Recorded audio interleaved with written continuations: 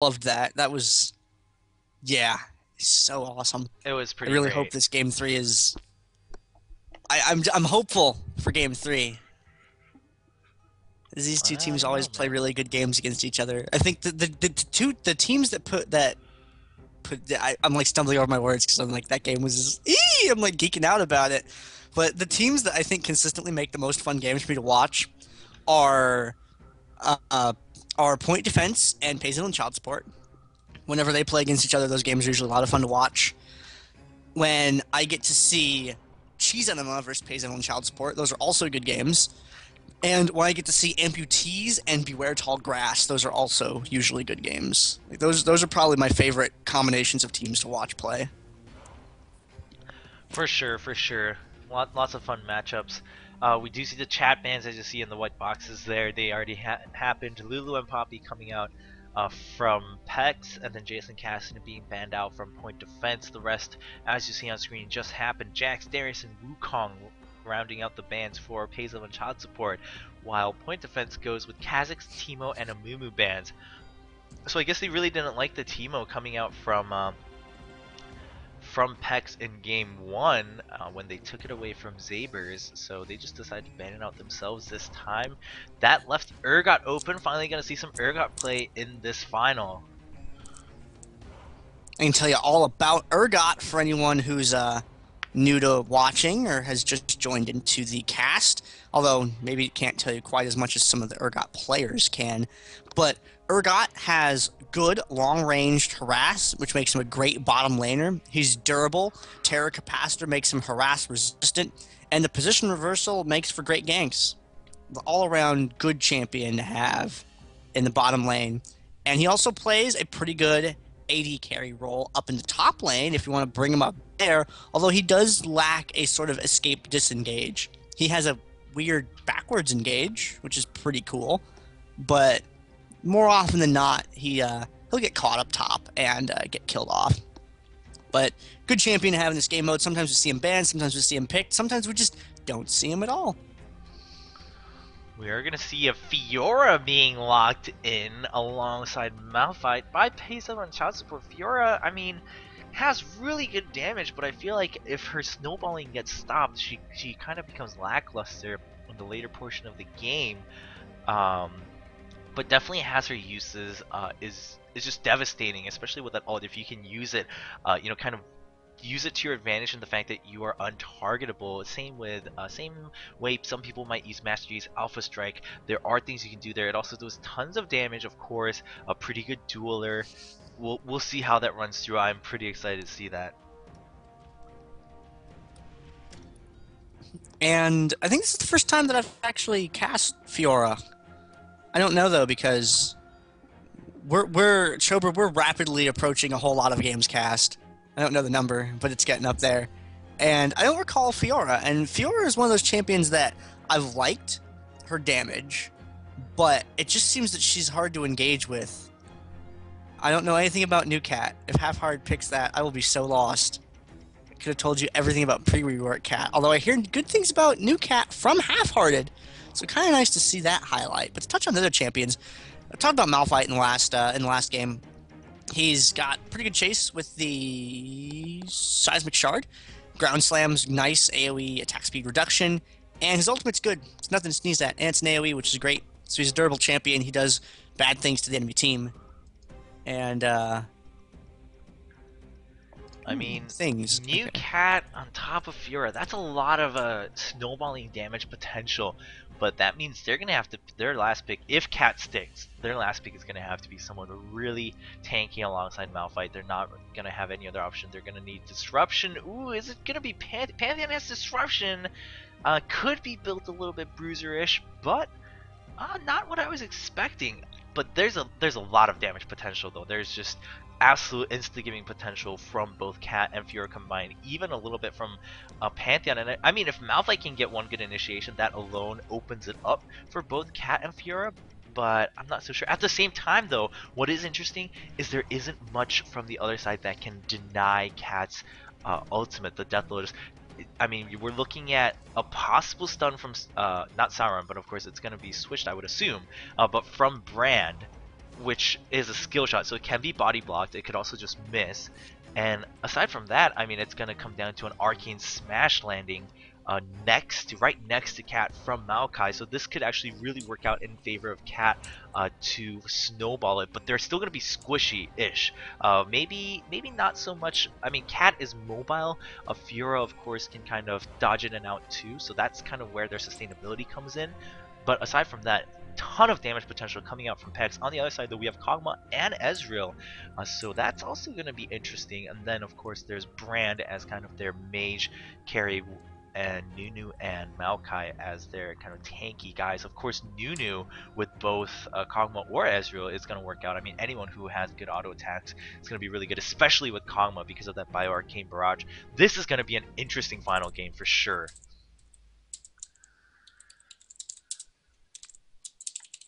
So I we have took my screenshot at the right time this time, and we're so happy. Nice. So we have all the picks down. We're gonna have to wait for 3 minutes, but let's look at this. Like I mentioned, obviously Fiora's ultimate cannot be stopped unless she's dead. She's untargetable. You can't like knock her out of it or anything. There's that. Of course, cats can be. Like I mentioned, there's not too much opportunity coming up from point defense to stop it. I think if Pecs can get rolling, if they kind of get the advantage in even mentality and they are the ones aggressing, they're the ones calling the shots in the game, they could really easily demolish point defense. At the same time, though, after a little bit, I mean, Maokai and Nunu are not going to go down that easily. Uh, Ezreal can just hop out of Katarina's range if need be, and if, say, Fiora jumps onto someone else, or even himself, he can kind of disengage to either take Fiora with him or completely get away from Blade Waltz. So, I don't know. I mean, I don't know. It's a close call, because Absolute Zero plus Pyroclasm plus Void Ooze is pretty dangerous, too. I mean, you're not getting out of that without a blink, which none of them have. I mean, a cat could if she has a target, but same with Fiora if there's an enemy target. But there's really not much else aside from that. So look at these two rosters. I'm not sure what to make of Fiora because I don't see her a lot. I know old cat in and out, and I know that new cat has she lives longer but does less damage from what I understand because she can hit and run way better than she used to. But she's a little bit more fragile. She doesn't have a lot of in-fight time. But I know that Half-Hearted, he really like studies AP champs. He's put a lot of work into Brand. He's been putting a lot of work into gosh, who is that other caster? There's another caster that I always tease him about. Um, oh, he's put a lot of work into Zerath from what I understand, but I haven't actually seen it. I joke around sometimes and be like, "Hey man, have you made Zerath viable yet?" And he scowls at me. It's pretty funny. And he's also been playing around with post rework Cat, and it's the same thing, man. Hey man, is Cat viable yet? And he's like, "Hey, be quiet. She's viable." And I'm like, "Okay, use her in a tournament." And now I get to eat my own words with a side of chocolate bar here in a minute potentially. And what I'm seeing here is I see Pantheon and Cat. And I also see a bunch of just free AoE damage from Fiora. If we see time at Fiora, I might geek out a lot because time at Fiora in this kind of like in team fights that get clustered like they do in Dominion, like that could actually be like for real. And I hope it's for real because I think time at's like sleeper OP item, but it just has its uses are so niche you don't see it too often. Look at the other team though. I see Nunu and Maokai. Either one of them could go bottom, but Necro is a bottom player. MMKH is not. So I expect we're going to see Mao bottom and we're going to see Nunu top. Are we going to see Nunu Cog? I feel like that doesn't work because of how easily Cat and Pantheon can get to Cog and explode him. Nunu Ezreal would make sense, but then why do you have Ezreal and Cog?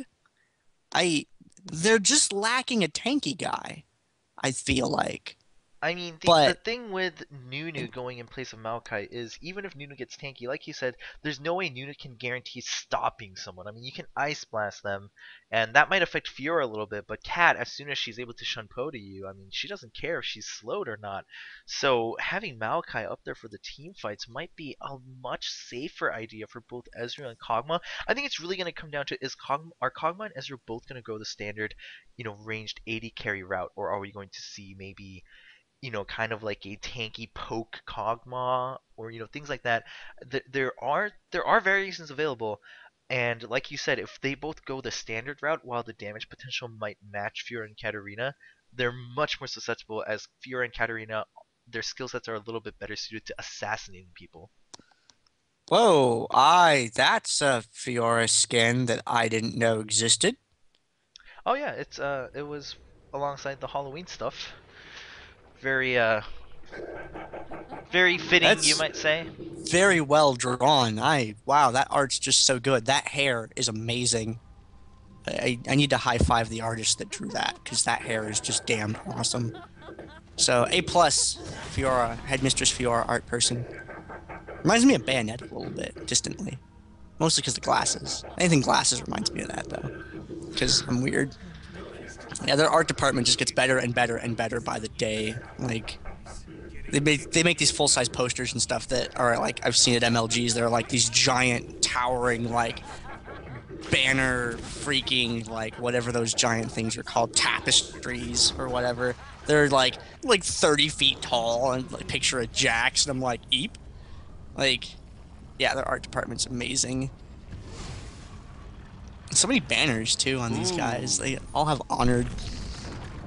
What? So it's gonna be a What are you Kog'Maw saying? bot with Maokai and Nunu top, and that I can go with. What?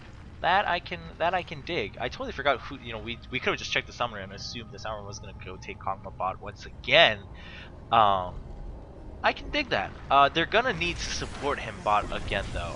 I mean, uh, he does have the range advantage against Urgot as long as you don't get hit by the corrosive charge. But of course, Yeah. if a gank comes through with Urgot and somebody else, I mean, as soon as you get hit by the position reverser, you are not going to have a good time. So there's going to be a need for some good support. But I think, I mean, maybe even Nunu could go down, back and forth with that Blood Boil. We're going to see some poke come out early here before they even reach the windmill. 3v3 already. Both teams getting very aggressive. They're getting antsy. High People's making sure he doesn't take too much extra damage before he reaches the tower. And we see Zabers positioning himself right away. He's taking command of that top rush. He's going to start poking down, but Buddha Rice is not going to wait for it. He goes for the stun right away. Necrogen taking a lot of damage. Painkiller comes up, putting out some good early AD damage. I mean, Painkiller on Fiora. Fiora has really good early AD. High People's caught completely out of position, actually, as they sandwich back onto that poor brand. Gets insta-gived, and Necrogen Zabers are forced to run away. Meanwhile, Nunu, though, has run cross-map to neutralize the refinery. What a play. They gave up the windmill, and then they neutralized the refinery. MMKH just dueling against Half-Hearted, keeping Half-Hearted completely annoyed, but going to get sandwiched by Painkiller. That does leave the windmill open, but no one's available to take that over, and Nunu does finally get taken out by Cat and Fiora. So didn't quite work out as well as they expected, I think, but still a very, very nice try with that early cross-map mobility with Blood Boil on Nunu. Meanwhile, Zaber's coming down, and High People's, they're meeting up together in a 2v2. Captain Booberry is just actually going to run right through. He's going to put down that attack speed debuff. Painkiller going to use a riposte to block the first auto attack from Zabers. There's a Seismic Shard. Zabers not going to have a good time here as Ezreal going to get taken down by the second lunge. Painkiller playing very well so far. Gets stunned by High People's, but High People's does not want to stick around. Painkiller's out of mana, so all of Fiora is going to be able to do is auto attack for the time being. Doesn't want to commit to a fight. Buddha Rice gets stunned. Captain Booberry is going to get taken down by Zabers, and I think Zabers is going to get a double right there. Yup, going to take out Buddha Rice, but the windmill is still in control by Pecs, so they still hold the 3 cap. They're in the advantage right now. Still doing the Windows XP slow load thing. I'll be there in a second, I swear. No worries, no worries. Not much happening ever since that last skirmish. A little bit of a reset. Zabers is going to get chased away. There's the unstoppable force by Captain Booberry, and look at that combo coming in with Cat. It was the Shumpo into Sinister Steel right onto a full Death Lotus. Afira also came in with a lunge for some extra damage. Cat does get the kill though. I mean, as soon as that unstoppable force lands, if Cat's anywhere around, you are going to have a bad time, and there's no one around to stop it unless Maokai's right there. So it's not going to be too fun right now for point defense. Meanwhile, bottom lane in feed going up against Sauron. If if we look at, ooh, that's the wrong button. If we look at the gold count, I mean, Infeed's a little bit ahead. I would say it's not too devastating. Sauron's going to go ahead, go back and get that Map Scepter for some lane sustain. Has that phase too, so going with a little bit of early tankiness and maybe better harass if you can get the slow proc.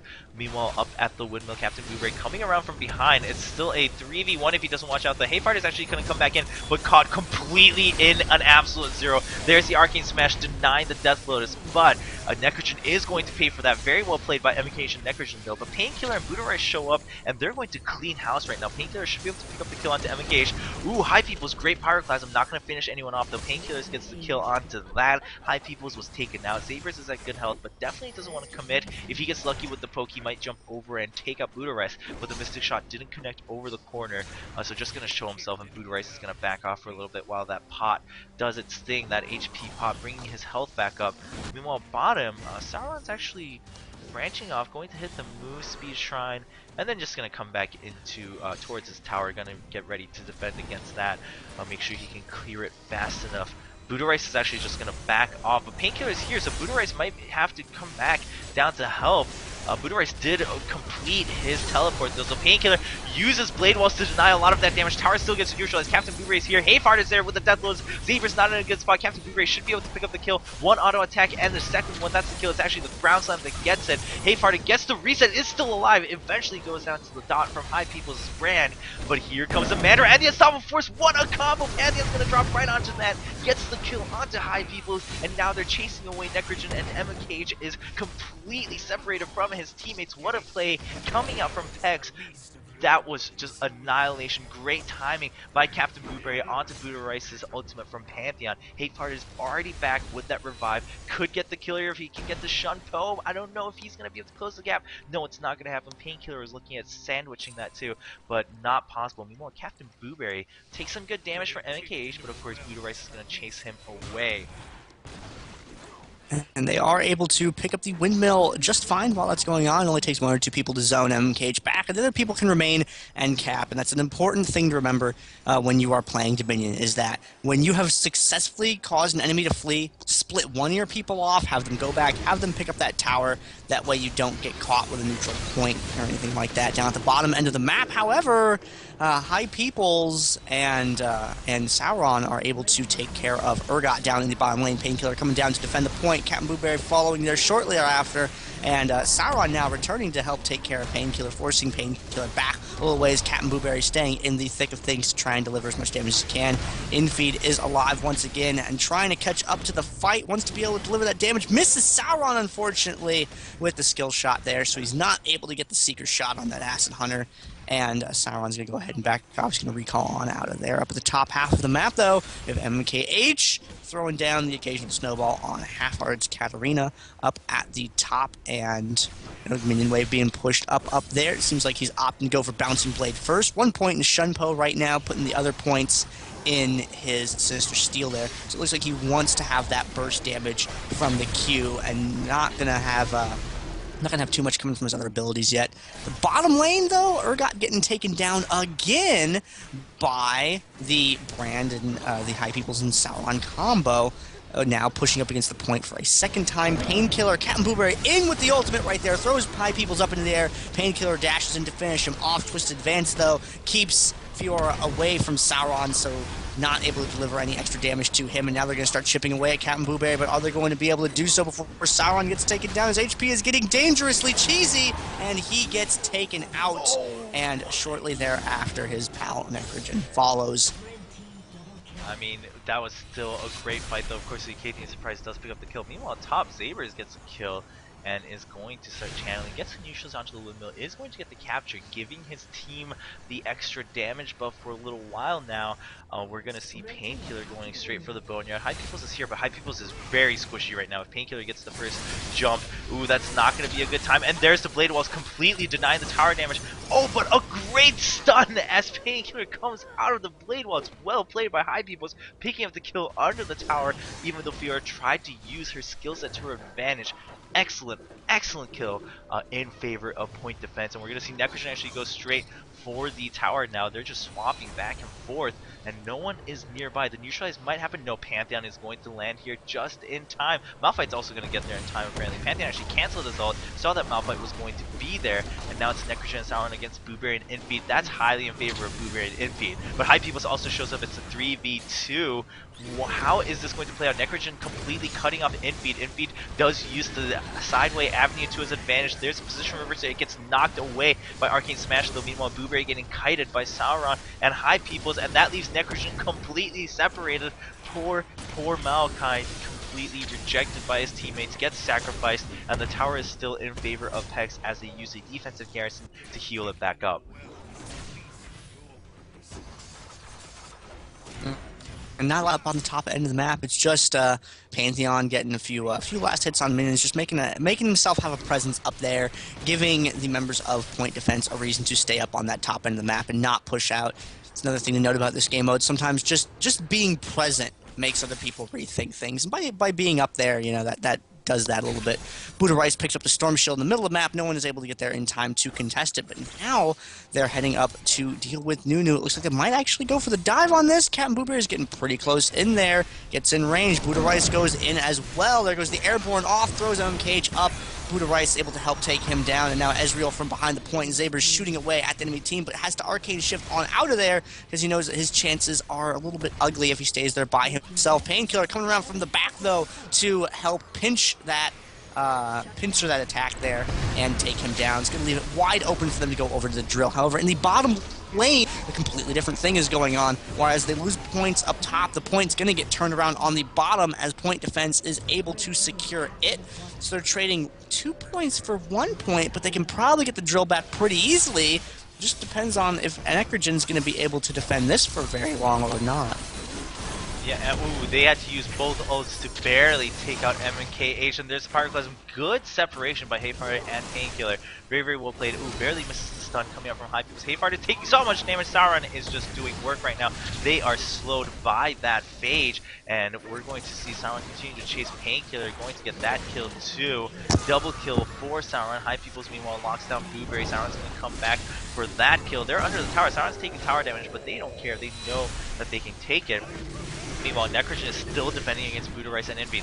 Buddha Rice had a very good interrupt on all three with his ultimate, but it just wasn't enough. He got killed immediately afterwards, and Envy now tries to channel onto this tower. Gets denied by the sapling, but he's going to continue on. Meanwhile, Buddha Rice trying to chase to see if he can get the kill onto Necrogen. Can he get it? No, there's a good arcane smash. That's going to deny the chase. Maybe Buddha Rice trying to close the gap, but it's under the tower. Needs to watch out as Sauron comes up. Buddha Rice trying to finish the kill before he gets taken out himself. That's a 1-for-1 trade.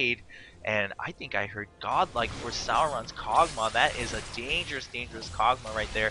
Top at the windmill, MMKH dueling Painkiller as High Peoples gets the stun, and Zaber's putting out some poke over the corner of that wall. Painkillers is going, no, gets denied by the assault, of course. The Ice Blast still gets the kill, but ooh, Zaber's gets instantly given by the half-hearted Death Lotus, and MMKH is trying to chase, but he needs to watch out. The reset is going to happen very soon. Picks up the health relic. He got the, actual reset, but of course the ult has a couple more seconds left. MMKH gets the absolute zero. Half-hearted tries to jump out, and then there's the Shumpo back in, denied extra damage. Ooh, Malphite body blocks the shot from High Peoples and dies for Half-hearted. Half-hearted is just waiting for a chance, waiting for his cooldowns. He's dodging the skill shots, and then Buddha Rice is coming in from the side. Great stun over the corner, and then Shumpo onto Pantheon.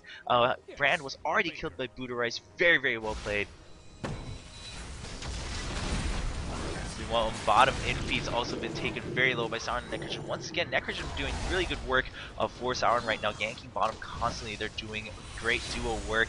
Painkiller is coming down, though, alongside Half-Hearted. Can they block this? Painkiller jumps in a little bit ahead. I don't know if that was the best idea, taking so much damage from Sauron. Tries to just get back in for some extra damage. Not going to happen.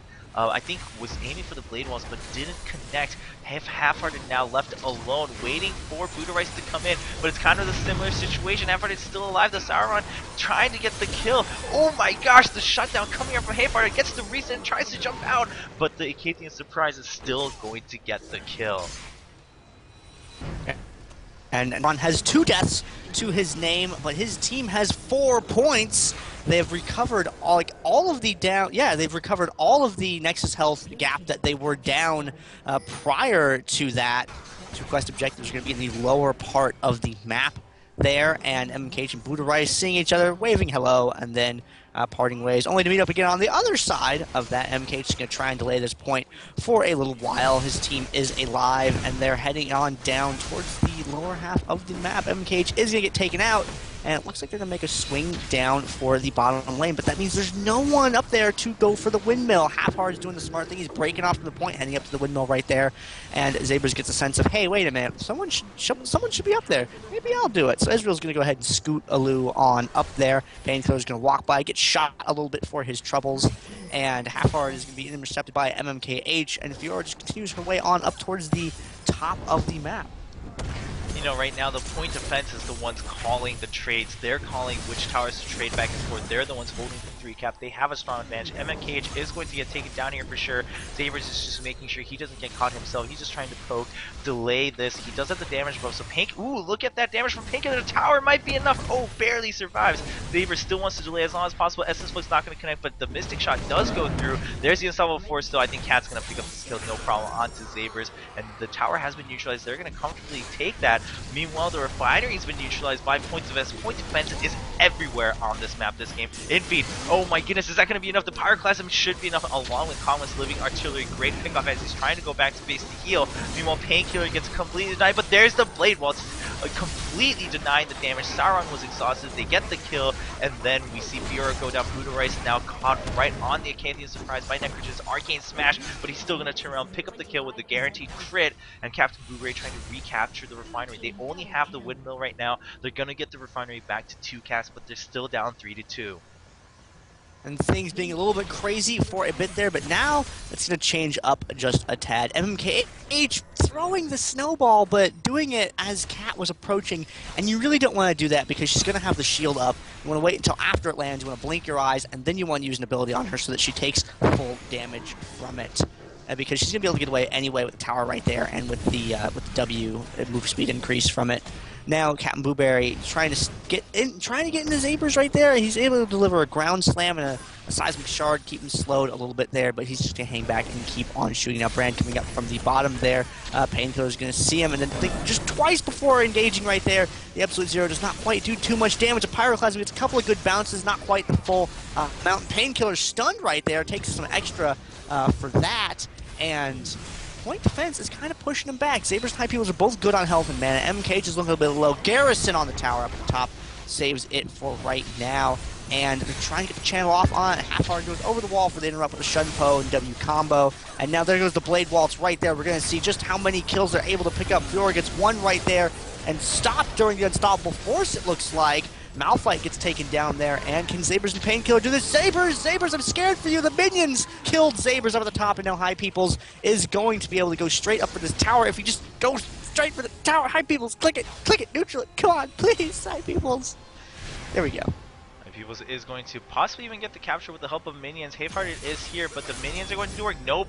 That Cat just absolutely annihilated the minion wave. Painkiller and Half-Hearted both here at the windmill. They're going to be able to recapture that in their favor. Meanwhile, bottom lane, Necrogen just seems to love dueling on this move speed shrine. Earlier, he was dueling Urgot here in feed, and now it's Buddha Rice on Pantheon. But they're going to disengage as Sauron shows up, but Sauron kind of jumped the gun there, was all alone, takes too much damage from both Buddha Rice and Infeed, is going to get taken down. Zabers shows up, but there's a Hypertandem position reverser, and that locks Zabers down. He's taking so much damage, but it's so tanky right now. Buddha Rice still goes down. Infeed is still alive against Necrogen. Captain Blueberry gets the slow with the Rando's Omen. Infeed going to escape from the sapling. Is actually going to target Blueberry. Very, very well played by Infeed, and Blueberry, saw High Peoples right at the last second and evaded that trap. Very well done. Meanwhile, top MMKH very tanky, but still not a good contest against Half-Hearted and Painkiller's damage. Trying to go for that health relic. Is he just going for the delay? It doesn't even matter because the windmill is in favor of Pecs, so they'll chase if they need to, but they decide to give up. They don't want to run into a trap right now. They know they have to catch up. And a new hold off down in the bottom lane, though, by High People stops the clock once again right there. Throws a Pyroclasm for some pretty good damage, even though it did hit the minions a few times. Sauron with the living artillery coming down from the top, but getting caught up there by Buddha Rice's Pantheon. And that's what we was talking about before the cast, man. If Pantheon can get in range to Kog'Maw, he will destroy him. If Cat can get in range to Kog'Maw to destroy him, that's going to be bad too. And there's really not a lot of people to interrupt Katarina when she ults, and that's been something that actually hasn't come into play too much during the game, thankfully, because of the sort of more skirmish nature of the way things played out. They pick up a kill on Half-Heart up top, they kill her, they're going to lose the bomb point in the exchange, so trading points once again, as the Nexus health takes down a little bit closer to 100 each.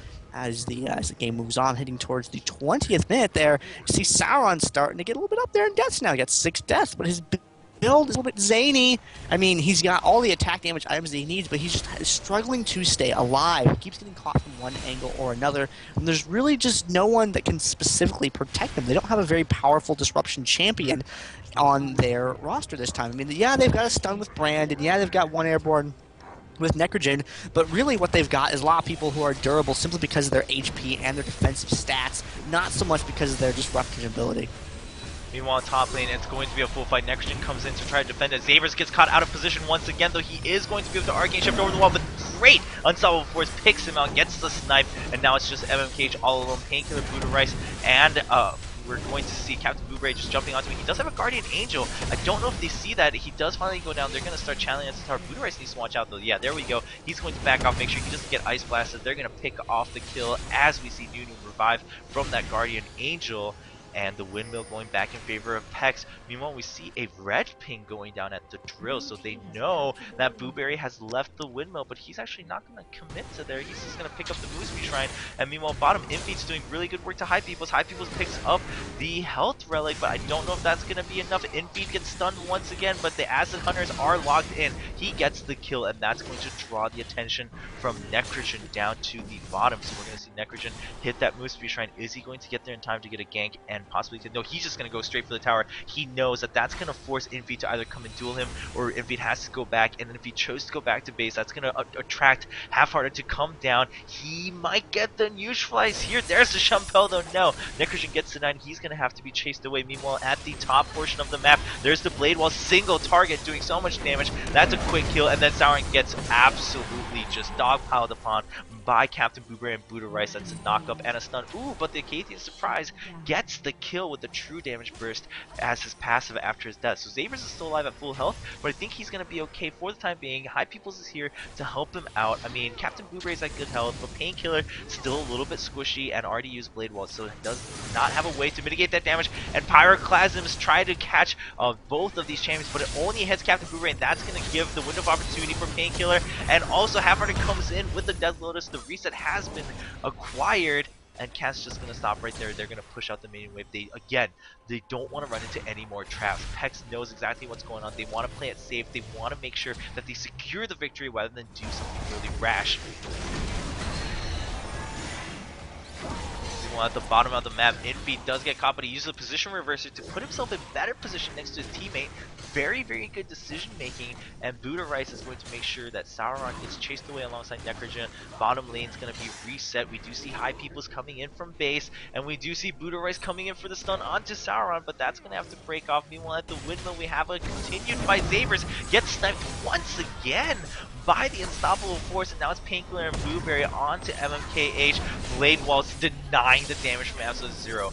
Excellent use of that ultimate, not only to put out the single target damage, but to completely ignore the damage coming up from Absolute Zero. Waited until he thought Nunu was going to pop in. Good timing. Necrogen comes in, and that's a good true shot barrage, but is it going to be enough? Blueberry is forced to run away. Painkiller also. Painkiller actually jumps back in onto Zabers. Zabers is fairly tanky because of that Trinity Force, though, on top of the Sanguine Blade, and Necrogen's going to get the shutdown. Necrogen also should be able to get the kill onto Blueberry. No, Blueberry's going to live with 50 health. There's the sapling. It's going to miss. Blueberry's going to live for the time being. Yeah. He is right there, but he can contribute a little bit to the fight. Still, Pantheon coming down to the top point, and they really going to need this neutral up here. It is very crucial that they are able to obtain it, and Sauron does a lot of damage. Kog'Maw does not screw around. He takes the insides of his stomach and puts them all over your champion, and then you get a free trip back to the summoner platform. So they're going to pick up that neutral, and they're going to turn that point around. And you can see all the members of each team kind of descending towards the lower half of the map. They feel like that's going to be the weakest point to attack, I suppose, as they push Brand back up against it. And Painkiller diving in for him right there, throws the exhaust on him immediately, but gets stunned for his troubles. MKH goes in for an absolute zero, but doesn't get a full channel on it. A good hit from the True Shot barrage there from Ezreal, but just doesn't quite do that much damage. Now there is a Garrison on that to delay it for a little while, and that is going to keep it from going neutral as the fight continues to drag on. A second Garrison gets thrown down in order to heal that tower, but there is no one up at the top lane right now in order to defend it from getting captured. And it looks like Necrogen is going to go up there. Yeah, he's going to make it like a tree and leaf that fight so he can interrupt the windmill from getting turned over, because if that gets turned over, then bad things are going to happen to his teammates. Infeed coming down to the bottom right there. MMK just going to zone him out a little bit as Zabers and High Peoples put pressure on the tower. And it looks like they are going to be able to turn over. They're not going to get that neutral. The minions are helping out a lot in doing that. Are they going to be able to get a full capture on it?